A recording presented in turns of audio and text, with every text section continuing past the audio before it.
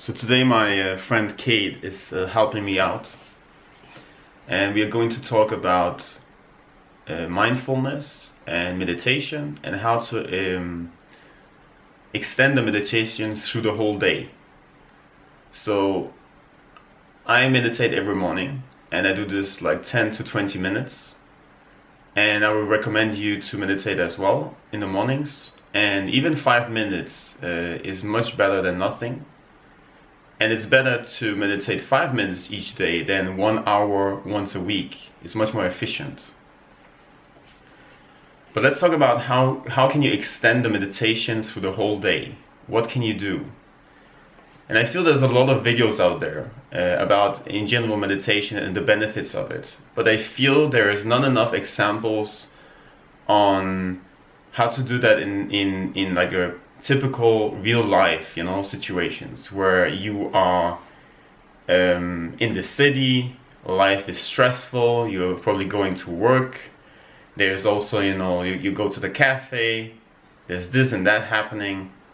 So I want to try to find like real life examples and what you can do in different kinds of situations, how you can practice becoming centered, and what are some of the benefits. Do you want to say something? I'm practicing meditation also, and I see the benefit of it when I can meditate in the places when it's not appropriate, like you say, it's not appropriate for meditation. So it's not the perfect environment, like sitting at home and meditation pillow and having even guided meditation.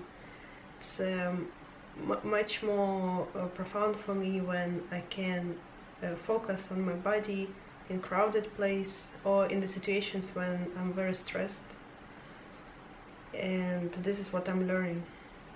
So yeah, would be very helpful to know what you think about. Well, for me, I am noticing a lot of things recently, because one of my New Year resolutions for 2018 was to focus on my breath, like one of the most important things. And this has learned me to be even more aware of what is happening. So I have been aware of what is happening for many years, internally and externally, and have been sitting in cafes or being surrounded by people, being much more aware of subtleties happening internally in my body. But now with this practice I'm doing with this breath, I became even more aware of different things, and some of the things I would like to share with you guys today. So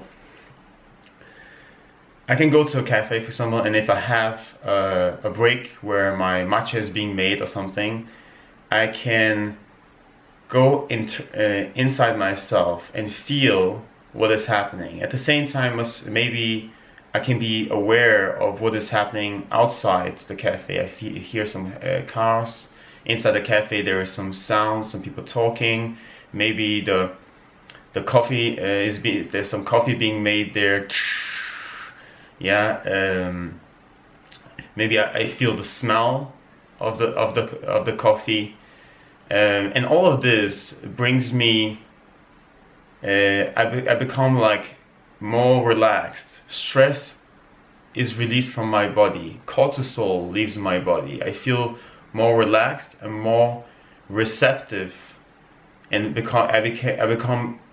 train myself to become more sensitive and more receptive to everything that is happening, not judging it. Like in meditation, a thought comes in, an input comes in, but you don't judge it, but you just observe it. And what it does for me, it centers me. I become more aware of what I'm feeling, so I don't become so impulsive. So on the one hand I become more sensitive, on another hand I become less reactive, and I become much more clear in my intent. I will give a couple of examples. So one of the examples is this, like I see a cake, and now I have some kind of maybe some kind of emotion that does that. Actually, I'm kind of trying to escape that emotion. So actually I don't actually even want the cake, but I'm kind of trained by society to be impulsive a bit. So I want the cake, and impulsively I would just take the cake and start eating it, or like order it, and then I would have the cake in front of me. Maybe I don't even want the cake. But then, if I'm aware of that, part of me wants the cake because it wants to escape a particular, because I have some resistance to some kind of emotion. Then I start questioning: do I actually really want the cake? Like I don't need to I don't need to think about it and start questioning it. But I can be aware of that there is some kind of internal, that I have two sides. One side is that I want it, and one side is that I actually don't even want it. And then if I stay with it a bit, if I'm aware, if I am still with it, it kind of, I kind of try to figure out what I actually want. So if I actually end up ordering the cake, it will come from a much better place where it's aligned. I'm much more aligned that I actually want the cake. But in many cases, I will not even order the cake. Do you have something to this? Maybe? Yeah, it's like you have urge, but urge, if you truly feel it, urge dissolves. Same like with resisting. Procrastinating, for example, from something you don't want to do. If you still continue doing something you don't want to do but you think it's beneficial for you, but you truly feel this urge of stepping out or going out of the table, closing laptop, just feel it through, the urge will disappear. And but you need to feel it, you need to feel this pain of not agreeing on the urge. And from that, what I have experienced, I after feeling so bad, I get in better mood, much more lighthearted mood, and I can continue what I'm doing even with much more passion, with much more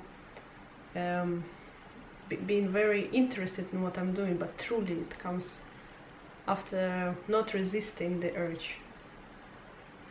You can become very good at this, like with time. Like in the beginning, you can practice it when you have a moment of silence where you don't need to do anything. When you're sitting in the metro, when you're sitting maybe waiting for something, when you have some time for yourself. Yeah, but exactly. When it requires patience, something that requires patience, this is very nice exercise, because this is like trains your endurance and patience. This you become more patient with more, like a lot of things. But I think I was talking about mostly that when it's silent, when you have a moment of silence or like nothing is really happening, you can use this moment for meditation, like or becoming aware of what is happening, like becoming aware of things in this moment, like all the sounds, what is happening internally. Maybe you're not eating, you're not drinking, you're not talking, but you're just waiting. So in this moment, it's really good to practice it, because maybe it's the easy moment to practice it, because there's not that many distractions. You're only left with yourself, with the sounds, with what you're seeing, and with your emotions. So this could be a good way of starting it. Another thing is that, let's say you're eating, you ordered the cake. Now you could be very aware of how it tastes, the texture, putting it into your mouth, all this stuff, and be also aware of when don't you want the cake anymore, because maybe half in you decide that it's enough, I don't actually feel like having any more cake, and you stop it. It takes some courage, it takes some awareness. It's a very high level of awareness, but this, like, eating something and being aware what you're doing is very good, and drinking something, being aware what you're doing. In general, being aware what you're doing is really, really good. You can become so good at it that you can even be talking to somebody. I mean, it can be applied everywhere. Like you're listening to somebody talk, and now you're truly listening. You're listening to what they're saying. You're not only listening to the words. Maybe you're listening to the tonality. Maybe you're listening to the subtle movements of them. Maybe you're also listening to all the things around and at the same time you can be aware of what is happening internally. You can be aware of your breath while you're listening. You can become so good at it that you can apply it. I mean, it requires a lot of stillness in this moment, and you might be a bit stressed, so it differs from day to day. So some days you could be very good at it, and some days you could be less good at it.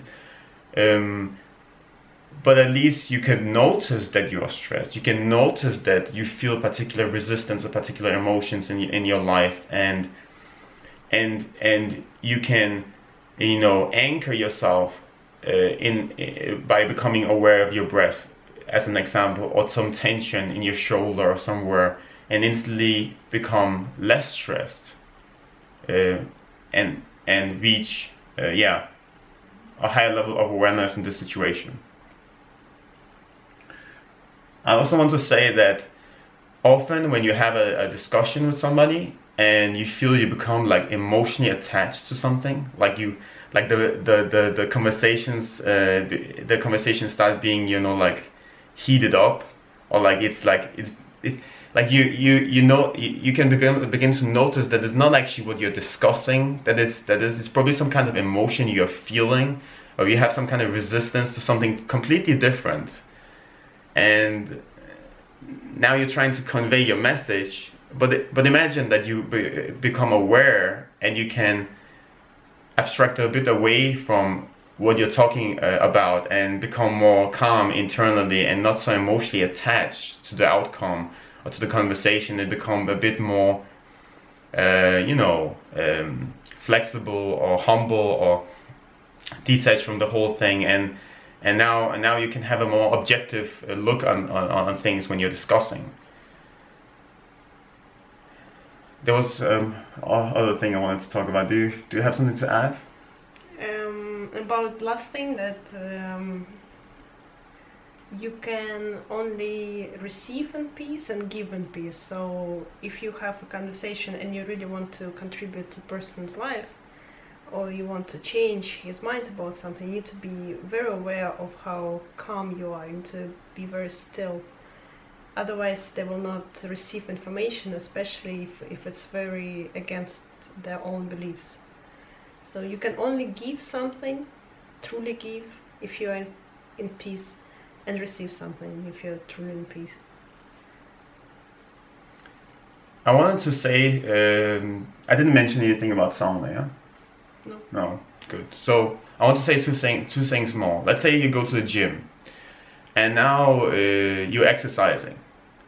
You can actually become very aware of, when you're doing the movement, be aware of how it feels to push yourself, how it feels to do a particular movement in the gym, and even be aware of that there's an impulse of stopping, and there is also a moment where you feel like pushing forward. And be very aware of this, because by becoming aware of it, you can push yourself harder in the gym. This is one thing. Another thing is that between the sets, try to become very still.